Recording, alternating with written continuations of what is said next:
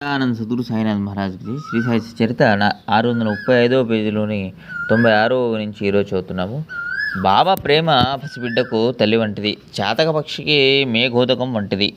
షిరిడీ ప్రజలకు మరియు భక్తులందరికీ కూడా అటువంటిదే వారి ప్రేమ. బాబా లేక షిరిడీ హీనంగా, దీనంగా, కళావిహీనంగా మృతపాయమైంది. నీరు లేని చేపల వలె బాబా లేక జనులు తప్పించిపోయారు.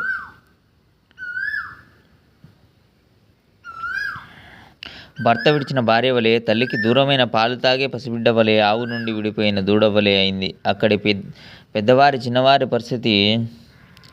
ఆ దుఃఖావస్థను భరించలేక షిరిడీ జనులు అస్తవ్యస్తంగా నలుదిక్కులా పరిగెత్తసాగారు. సాయి కారణంగానే షిరిడీ పవిత్ర పుణ్యక్షేత్రమైంది. సాయి వలననే షిరిడీ ఒక చరిత్ర. సాయియే అందరికీ ఆశ్రయస్థానం. అందువలన కొందరు ఏడవసాగారు, మరికొందరు నేలపైన పొర్లసాగారు,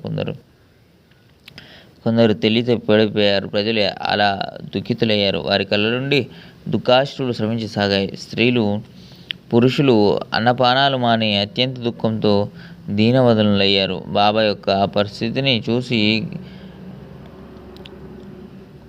గ్రామంలోని ఆ బాల వృద్ధులు భక్తులు అందరూ చాలా బాధపడ్డారు. ప్రతిరోజు రసభరితమైన మధుర కథలను వింటూ అమితానందాన్ని అనుభవిస్తూ ఉండే చోటు భక్తులు ప్రవేశించడానికి వీలు లేకుండా నిండుగా ఉండే మసీదు అప్పుడు కళావిహీనమే కనిపించసాగింది.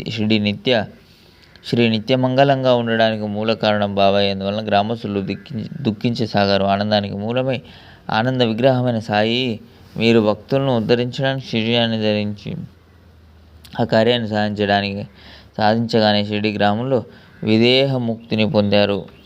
మీరు ఎప్పుడు దయతో అలసట లేకుండా బుద్ధిభ్రంశమైన మాకు అహర్నిశలు హితోపదేశం చేసేవారు.